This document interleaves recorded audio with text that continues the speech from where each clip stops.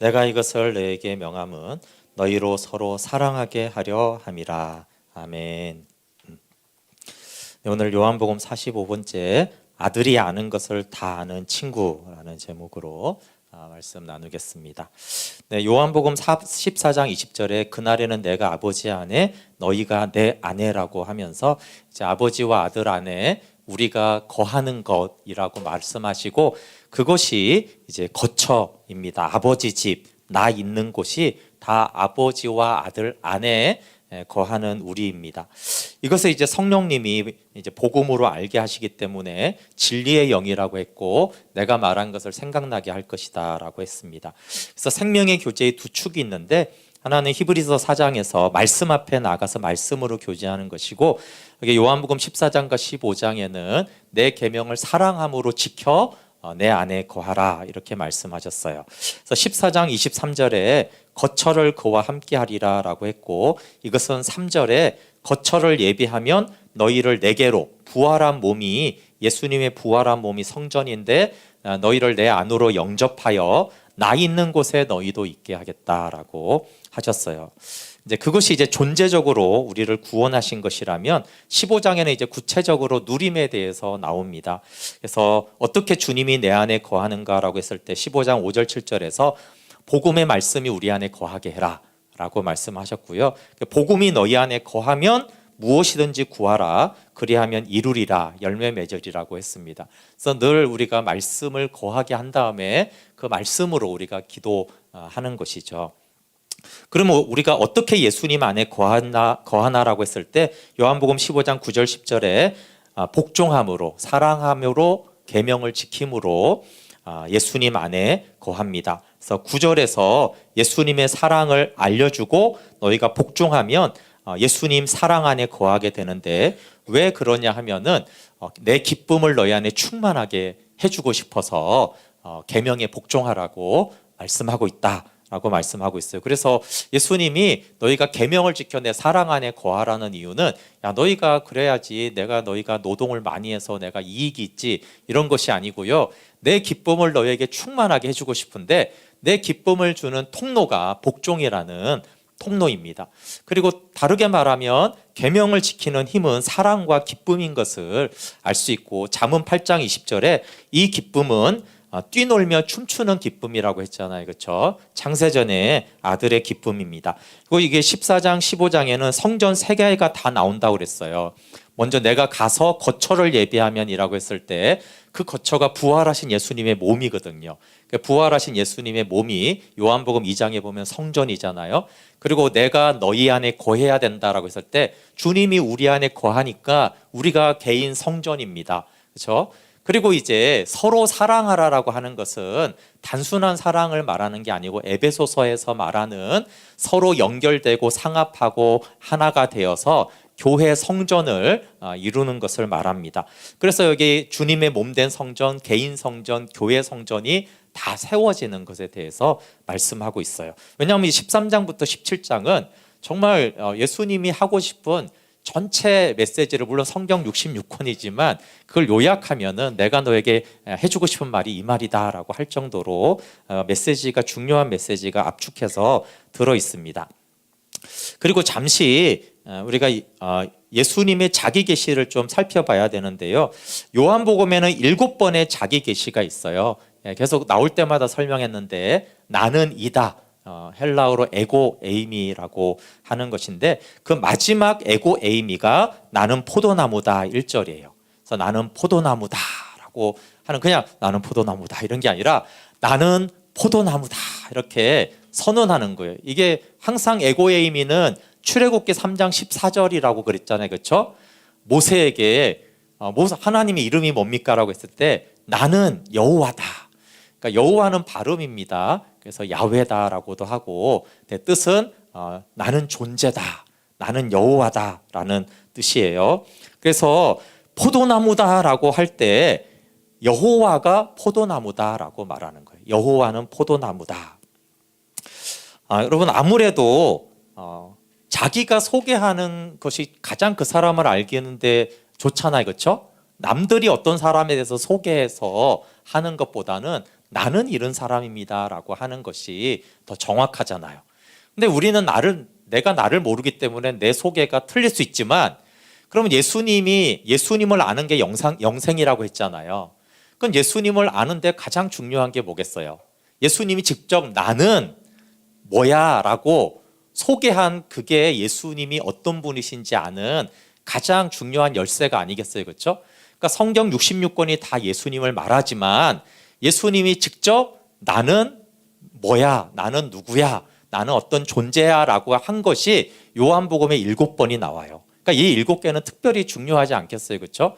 왜냐하면 예수님이 직접 예수님은 어떤 분이십니까? 라고 했을 때 예수님이 친히 나는 포도나무야 이렇게 이제 대답했다는 거예요. 그러니까 이 예수님을 아는 것이 영생인데 이 영생의 키가 이 7가지 자기 계시라고도 할 수 있거든요. 그래서 이 7가지를 아는 것은 넘겼나요 제가? 네, 중요합니다. 여기서 7가지를 다 보세요.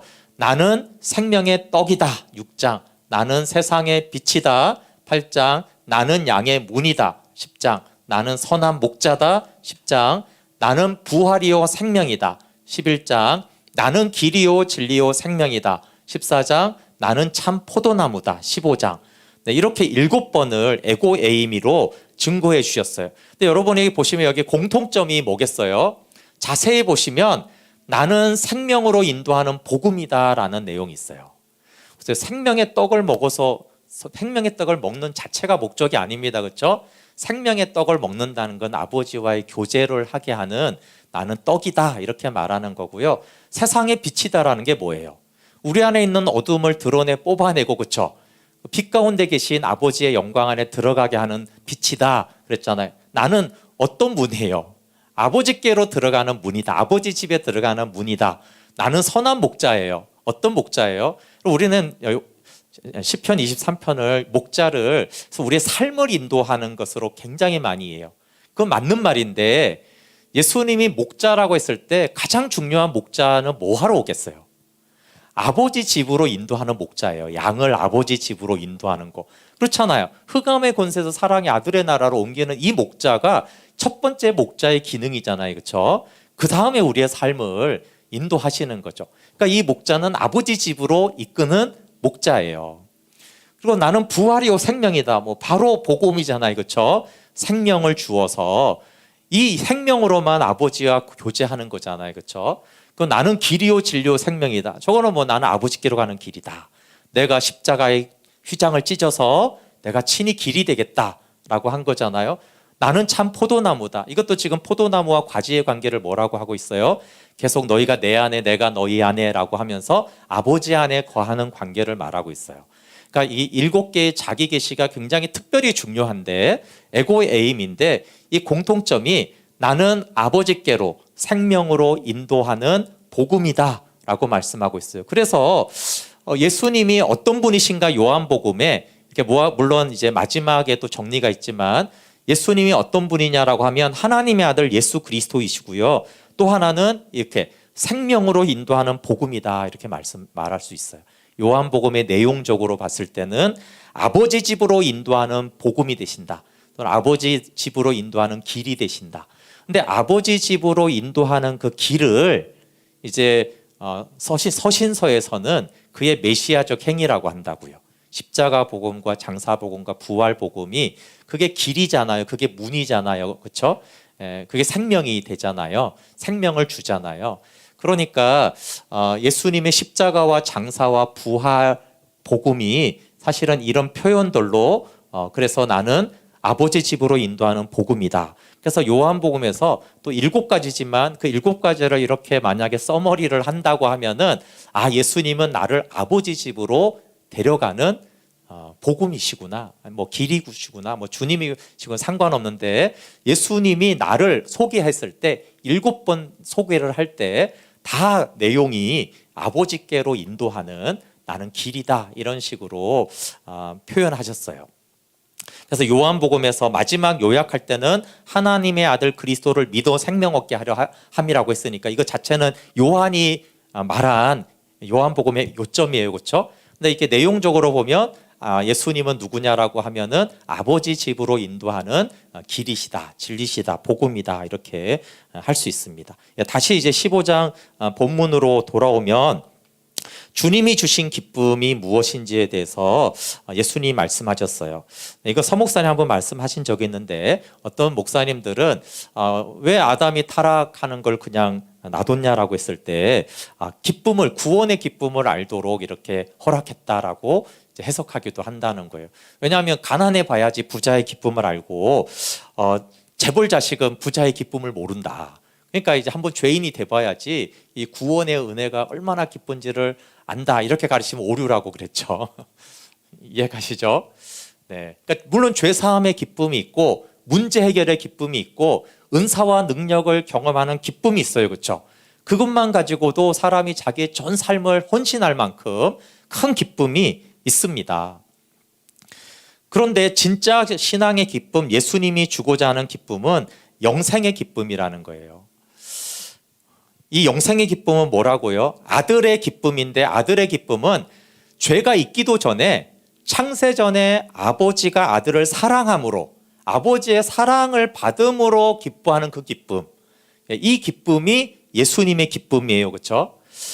그러니까 만약에 예수님은 죄 사함의 기쁨을 누려본 적이 없잖아요. 예수님은 죄 사함의 기쁨이 뭔지 몰라요. 왜냐하면 죄를 지은 적이 없으니까요. 그렇죠? 그리고 물론 아버지가 오병이어 체험도 있었지만 예수님이 그 기적과 문제 해결로 막 기뻐한 적이 있나요? 우리는 막 오병이어로 엄청 기뻐하겠지만 예수님은 오병이어다, 너무 기쁘다 이런 적이 없어요. 죽은 자를 살리고 너무 기쁘다 이런 적이 없단 말이에요. 근데 자세히 보시면 사도들도 그렇게 하지 않아요. 근데 우리는 막 그렇잖아요. 기적이 일어나서 죽을 병에서 살다든가 파산 위기에서 엄청난 갑자기 돈이 들어오던가, 그럼 우리는 엄청 기뻐하잖아요, 문제 해결로 인해서. 근데 이제 그게 안 기쁘다는 게 아니라 예수님과 사도들은 비교를 하는 거예요. 영생의 기쁨에 비하면 그 기쁨은 굉장히 작은 것이다 라는 거죠. 그러면 아들의 기쁨은 죄사함의 기쁨이 아니라 영생의 기쁨. 그래서 죄사함의 기쁨을 맛본 성도들은 죄사함의 기쁨이 있습니다. 근데 그게 전부라고 생각하면 안 된다는, 죄사함의 기쁨, 은사의 기쁨, 문제 해결의 기쁨, 능력의 기쁨, 그런 기쁨은 초보적인 것이고 그 다음에 아들의 기쁨을 가져야 되는 것이죠. 그래서 아들의 기쁨을 누리는 장소가 어디냐면 아버지 집이라고 말하고 있는 거예요. 그래서 새 찬송가 491장에 기쁘고 참된 평안은 거기만 있사옵니다. 거기 아버지 집에만 기쁘고 참된 평화가, 하늘에 속한 기쁨이 있습니다. 그래서 아들이 주고자 하는 내 기쁨은 죄사함의 기쁨, 문제 해결의 기쁨이 아닙니다. 아버지의 사랑으로 기뻐 뛰놀았던 그 영원한 영생의 기쁨을 내가 너에게 충만케 해주고 싶다라고 하는 거예요. 그러니까 죄사함을 주셨지만 성경에 직접적으로 예수님이 죄사함의 기쁨을 주고 싶다 이렇게 말한 적이 없단 말이에요. 그러니까 기쁨과 관련해서는 창세전 아들의 기쁨과 관련이 됐다고 늘 봐야 돼요. 그래서 바울이 주 안에서 기뻐하라 빌립보서에서 이렇게 말할 때도 어떤 거기에 죄사함의 기쁨이나 문제 해결의 기쁨을 말하는 게 아니고 지금 아버지 집에서 거하는 아들의 기쁨으로 주 안에서 기뻐하라 이런 말이잖아요, 그렇죠? 그러니까 여전히 옥중서신 감옥에 있지만 아들의 기쁨이 내게 있기 때문에 나는 기뻐하고, 너희도 힘든 거 알지만 너희도 주 안에서 아들의 기쁨으로 기뻐하라 이렇게 말하는 거예요. 그러니까 언제나 성경이 강조하고 받으라, 가져라, 누려라라고 하는 기쁨은 창세전의 아들의 기쁨인 거예요, 그렇죠? 그러니까 이제 문제 해결의 기쁨은 이 세상의 기쁨에 하나님이 주는 것처럼 비슷하잖아요. 어차피 세상 사람들도 뭔가 놀라운 일을 성공하면 막 기뻐하잖아요. 대학 합격하면 기뻐하는, 그러니까 그런 기쁨의 차원이 다르다라는 얘기를 하는 것이죠. 물론 하나님이 그것도 주시지만 그 기쁨은 그냥 주는 거고, 내가 꼭 가져라, 맛보라, 내가 주는 기쁨은 이라고 했을 때는 늘 아들의 기쁨을 말합니다. 그러니까 이 영생의 사귐은 율법과 짐과 부담이 아니라 감사와 특권입니다.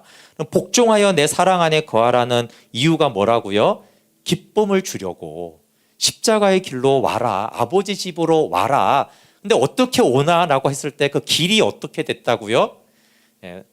사랑으로 계명을 지키는 길을 따라서 아버지 집에 들어오고 거기 들어오면 아들의 기쁨이 있다라고 하는 거예요.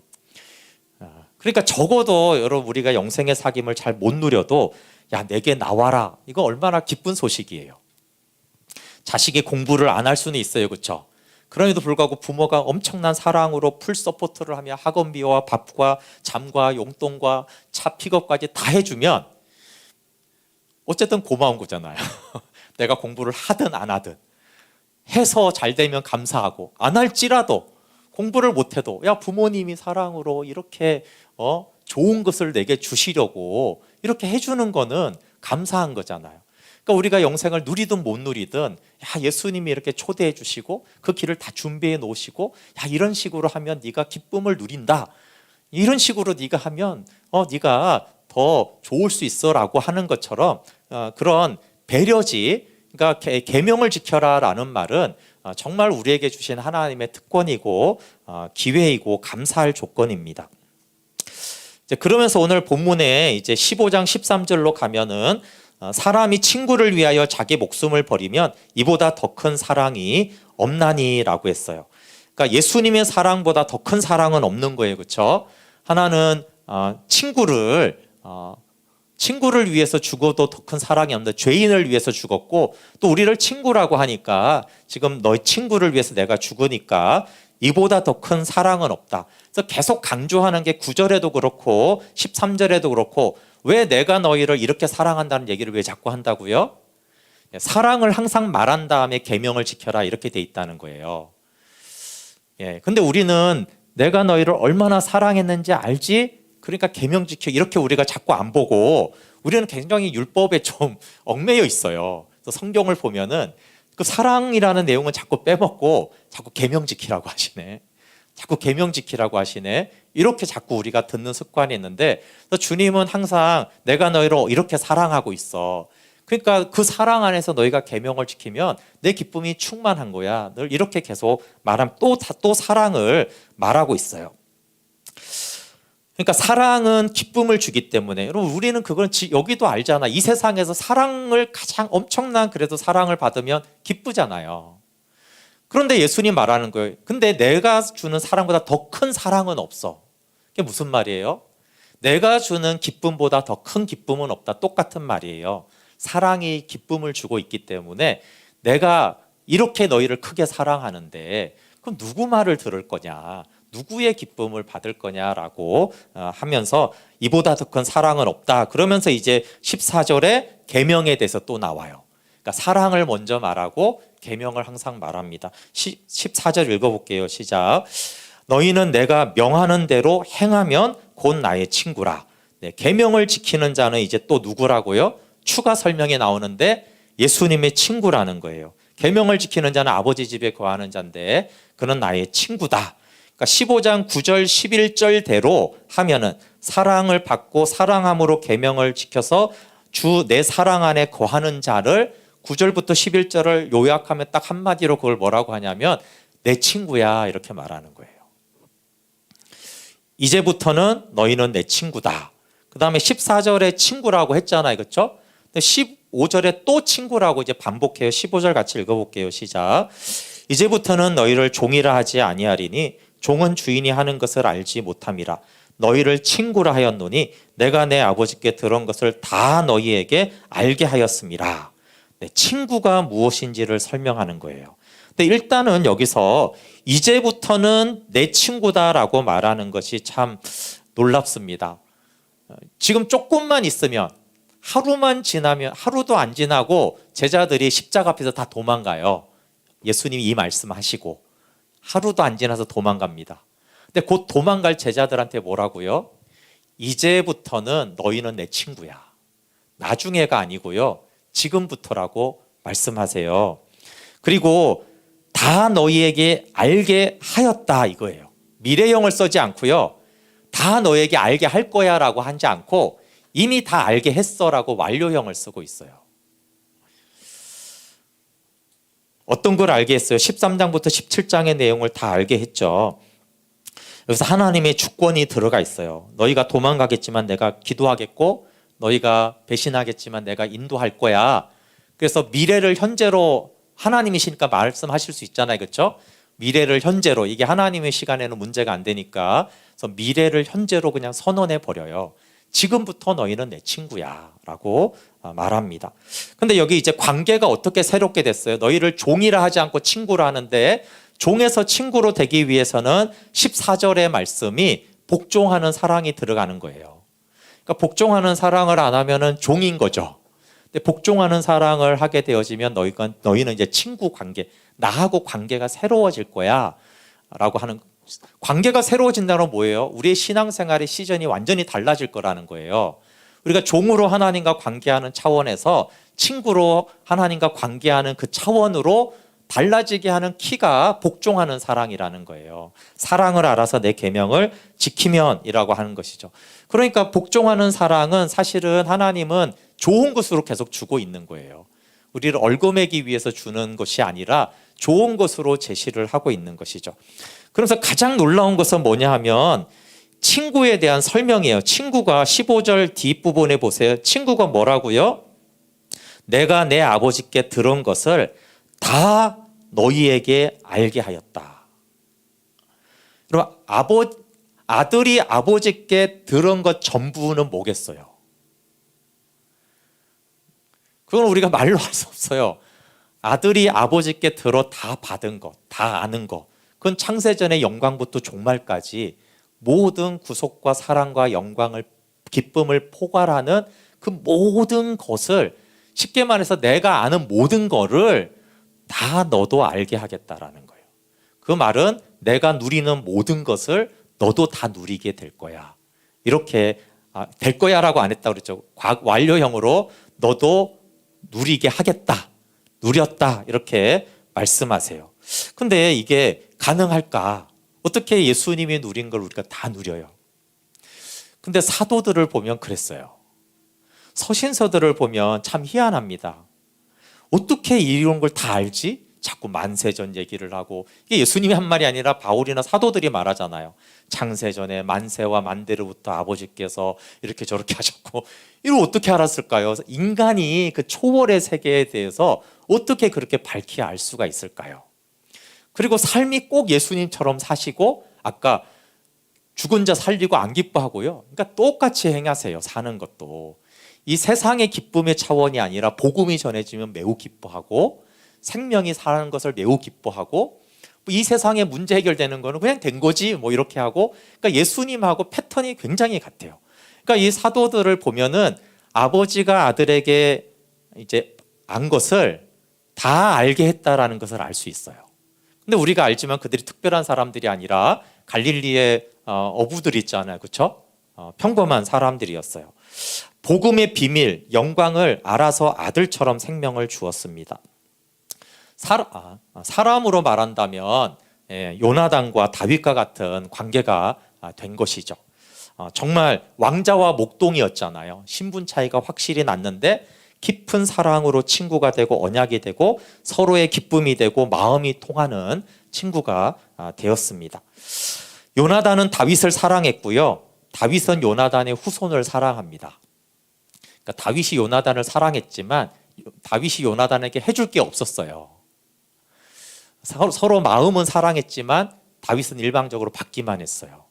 근데 다윗이 무비보셋을 통해서 그 자손을 이렇게 사랑하잖아요. 그렇죠? 이게 우리와 예수님 관계를 말하는 거예요.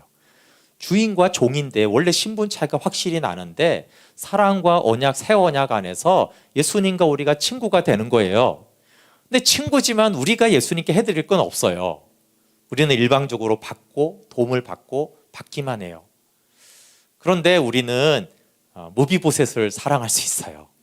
예수님의 자녀들, 교회 성도들이나 그런 사람들을 우리가 사랑하는 것이, 다윗이 무비보셋에게 은총을 베푸는 게 너무 당연하잖아요. 그렇죠?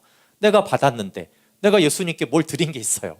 그러니까 예수님의 자녀들, 예수님의 친구들을 내가 사랑하고 섬기는 것이, 근데 요나단이 그걸 말해, 언약을 맺을 때 여러분 보시면 요나단이 나한테 해라 이렇게 말하지 않았어요. 너는 나와 내 집에 내 후손들에게 너는 은총을 베풀어라 이렇게 언약을 맺어요. 그러니까 사실 예수님과 우리는 그런 관계죠. 예.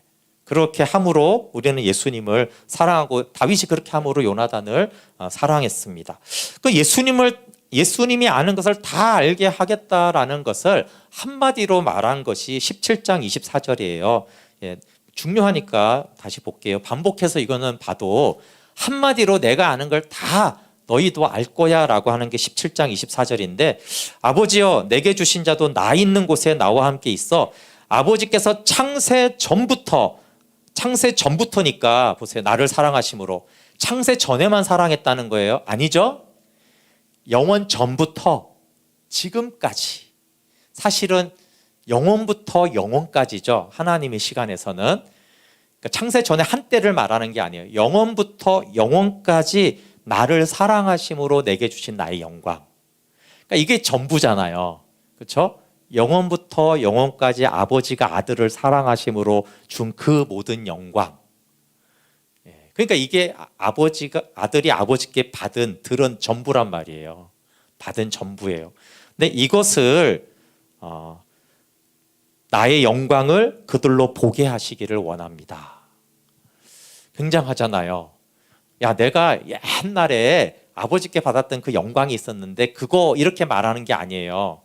내가 창세전 그 영원에서 종말 후 그 영원까지 아버지께 받는 나를 사랑하러 주신 그 영광이 있는데 그 모든 영광을 너희가 보기를 원하는 거야. 그러니까 창세전만 생각하면 안 돼요. 부활 후에 모든 이름이 있고 마지막 종말이 있고 난 다음에 그 영광까지 다 너희가 봐야 돼. 그러니까 이게 친구를 말하는 거예요. 지금 친구는 17장 24절이 내 것이 된 상태인 것이 예수님의 친구라고 말하는 거예요. 그러니까 너무 엄청난 것이죠. 그런데 이미 친구라는 거예요. 그러니까 참 우리가 성경을 보면서 우리가 정말 예수님의 사랑을 기대하는 것보다 엄청난 사랑과 기쁨과 영광을 주었다라고 완료형으로 돼 있어요. 아니 우리가 예수님이 영원 창세전부터 영원 후까지 받는 그 모든 사랑과 영광을 다 내가 받아야 된다고 생각하신 적 있으세요? 없잖아요. 우리는 그런 걸 기대도 안 하고 상상도 안 해요. 생각도 못 하죠. 근데 그러니까 우리가 막 요만한 걸 기대했다면 어마어마한 거를 내가 친구인 너에게 주겠다라고 말하는 거예요. 근데 그걸 다 받는 통로가 뭐라고요? 복종하는 사랑이라는 거예요. 그러니까 복종하는 사랑이 주는 유익은 어마어마한 거예요. 복종하는 사랑을 함으로 예수님의 친구로 되면 그러면 그 영원한 영광을 통째로 다 주겠다라는 거예요.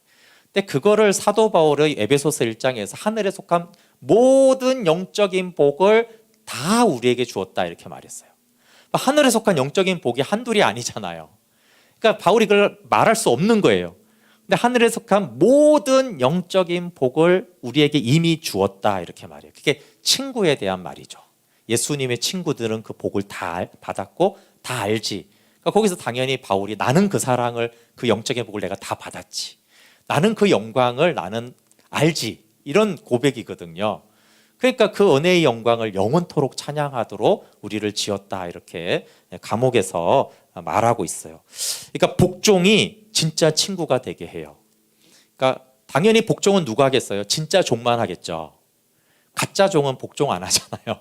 사실은 진짜 종이 되면 진짜 종이니까 복종할 것이고 근데 복종하면 진짜 종은 예수님이 넌 내 친구 하자라고 진짜 친구가 되며 그러면 아들이 가진 그 모든 영광과 기쁨과 좋은 것을 다 너로 알게 하겠다라고 하는 거예요. 믿기지 않는 얘기죠. 그러니까 우리가 정말 친구가 될 수 있을까? 너무 어마어마한 말을 14장부터 17장은요 다 너무 어마어마한 말을 하고 있어요. 어떻게 친구가 되지? 어떻게 내가 아들이 아는 걸 다 알아? 어떻게 아들은 성자 하나님인데 하나님이 아는 걸 내가 어떻게 다 알아? 이게 말이 안 되잖아요. 불가능하잖아요. 그렇죠? 그래서 16절을 말씀하고 있어요. 16절. 왜 되냐라고 했을 때 같이 읽어볼게요. 시작. 너희가 나를 택한 것이 아니요 내가 너희를 택하여 세웠나니 이는 너희로 가서 열매를 맺게 하고 또 너희 열매가 항상 있게 하여 내 이름으로 아버지께 무엇을 구하든지 다 받게 하려 함이라. 너희가 나를 택한 것이 아니다라는 말은 무슨 말이에요? 만약에 너희가 나를 택하였다면 그건 당연히 불가능하지. 네가 어떻게 알아? 너는 하늘을 모르지. 네가 그렇게 했다면 안 돼. 그렇지. 근데 너희가 나를 택한 게 아니고 내가 너희를 택하였고 세웠다는 거예요. 내가 하겠다는 거예요. 내가. 전능한 내가 하겠다는데 야, 예수님 불가능해요. 하나님한테 불가능하다 이렇게 말하지 말라는 거예요. 네가 택하였다면 너는 불가능하지. 근데 내가 택하고 세워서 내가 알게 하겠고 내가 누리게 하겠다는데 그걸 왜 불가능하다 하느냐. 내가 하겠다는데 내가 택하고 세웠고 내가 알게 하겠다는 거예요. 그러니까 나의 주권에 달렸으니까 자꾸 너의 모습을 보고 가능하다 불가능하다 그렇게 말하지 말아라. 너는 한 게 없어. 내가 너를 택하고 세웠어. 그리고 내가 너를 왜 택하여 세웠냐 하면 너희가 열매를 잇고 무엇을 구하든지 다 받도록 내가 너희를 세웠다. 내가 하겠다라고 하세요. 그래서 칼빈의 5대 강령 중에 네 번째, 다섯 번째를 생각나게 하는데 인간의 전적 부패, 무조건적 선택, 제한 속죄, 그리고 불가항력적 은혜, 성도의 견인이 있는데 제가 제일 좋아하는 게 네 번째, 다섯 번째거든요. 불가항력적인 은혜와 성도의 견인. 그러니까 불가항력적인 은혜라는 게 뭐예요? 하나님이 은혜를 주는데 근데 은혜가 적당하면 은혜 거부하면 된단 말이에요. 근데 불가항력적인 은혜는 뭐냐 하면 아무리 내가 은혜를 안 받으려고 버티고 도망가고 막고 막 이렇게 해도 그 은혜가 불가항력적으로 나한테 온다는 거예요. 그 은혜를 막을 수가 없다는 거예요. 피할 수 없다는 거예요. 저 표현이 참 여기서 말하는 거예요. 너는 내가 불가항력적인 은혜로 내가 너를 세울 텐데 내가 하겠다라는 거예요. 끝까지 내가 견인해 가겠다라는 것이죠.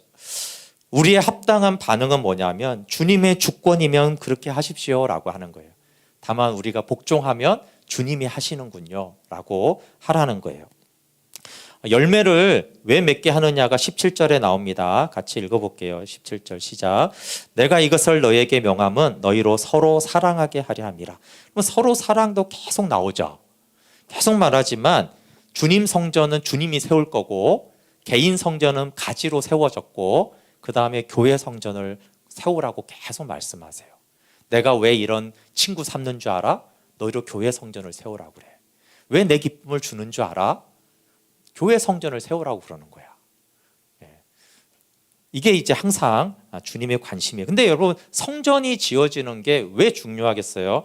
그럼 여기 구약을 보세요. 출애굽기 보시면 40장 33절에 성막이 이게 성전이잖아요. 성전이 세워지니까 여호와의 영광이 성막에 충만했어요. 그리고 열왕기상 8장 10절에 성전이 세워지니까 여호와의 영광이 여호와의 성전에 가득했어요. 이 영광은 기쁨으로 충만한 영광을 말해요. 그러니까 성전이 세워질 때마다 하나님이 어떻다고요? 너무 기쁜 거예요. 하나님이 성전이 세워질 때마다. 근데 이제 신약의 성전은 당연히 예수님이 부활하셨을 때 아버지가 기뻐하셨죠. 성전이 세워졌잖아요. 그렇죠? 그리고 우리가 성전이 될 때마다 기뻐한단 말이에요. 그리고 당연히 교회 성전이 세워질 때 여호와의 영광이 기쁨으로 충만히 임한단 말이에요. 그러니까 하나님의 관심은 이제 성전이 세워지는 거예요. 왜냐하면 그 성전이 아버지와 함께하는 거처거든요. 그러니까 이게 계속 성전을 지으라고 하는 거예요. 건물 성전이 아니잖아요. 그렇죠? 계속 교회 서로 사랑하는 관계적인 그 성전, 교회 성전, 몸인 지체인 성전을 지으라고 그렇게 교회 성전을 세우려고 너희를 친구 삼은 거야. 이렇게 말하는 것입니다. 아버지의 영광과 우리를 사랑해서 열매를 맺게 하십니다. 그러니까 예수님의 부탁은 이렇게 두 가지로 말할 수 있어요. 십자가부터 성도의 견인까지는 내가 할 거니까 이건 내가 할 거야. 니네가 할 게 아니야. 근데 너희가 할 게 있는데 내게 꼭 붙어 있어야 돼. 그리고 두 번째는 뭐예요? 너희는 서로 사랑함으로 교회 성전을 세워야 돼. 이건 내가 너에게 부탁한다. 나머지는 내가 택하고 내가 세웠고 내가 십자가에 줄 거고 내가 부활할 거고 내가 다 할 거야. 내가 열매 맺게 할 거야. 요 두 가지만 딱 부탁을 하신 것이죠. 그래서 생명의 순환을 보면 이렇게 우리가 이미 다 한 거죠. 내 안에 거하라. 그럼 내 기쁨이 있고 그 기쁨으로 서로 사랑하라.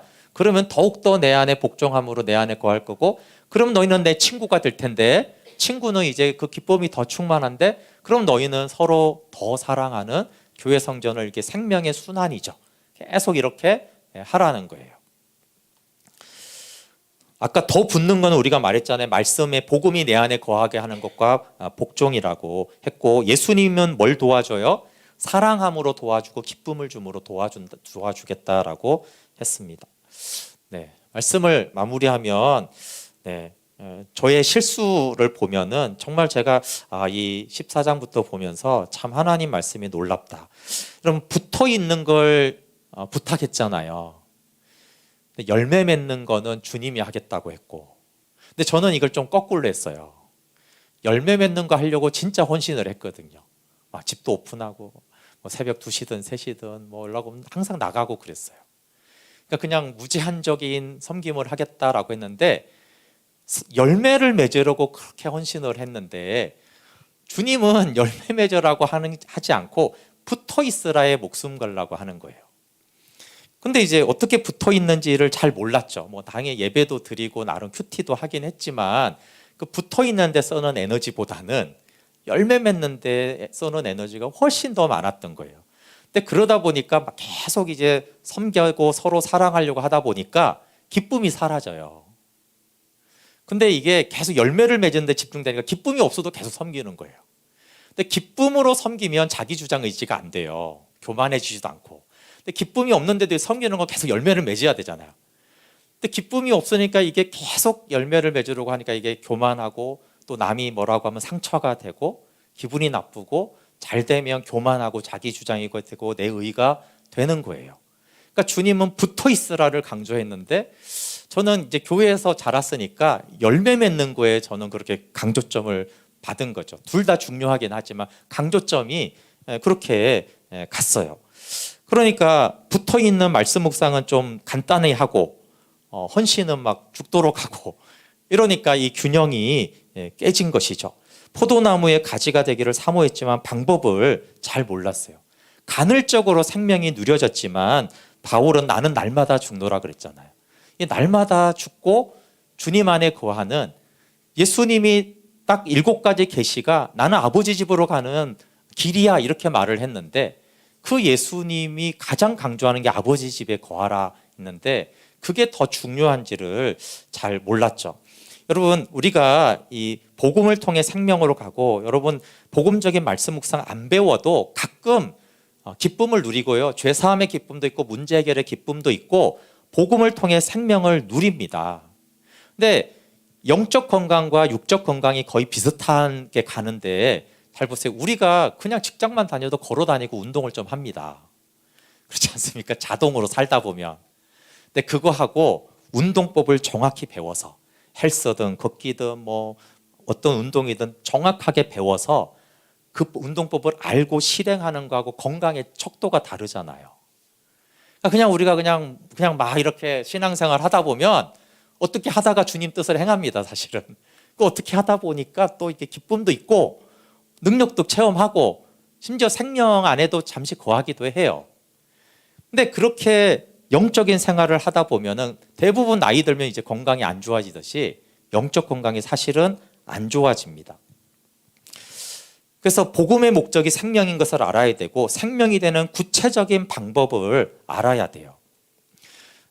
저는 이제 많은 걸 안 배워봤는데 아마 다 비슷할 거라고 생각을 하는데,